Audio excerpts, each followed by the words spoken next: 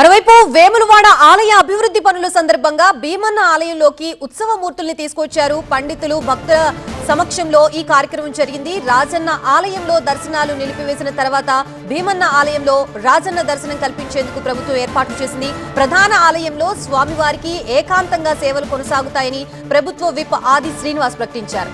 కోడి మొక్కులు కూడా భీమన్న ఆలయంలో చెల్లించేలా ఏర్పాట్లు చేశామన్నారు. రాబోయే 100 ఏళ్లని దృష్టిలో పెట్టుకుని అభివృద్ధి పనులు జరుగుతున్నాయి. ఆలయ అభివృద్ధికి అందరూ సహకరించాలన్నారు ఆది శ్రీనివాస్.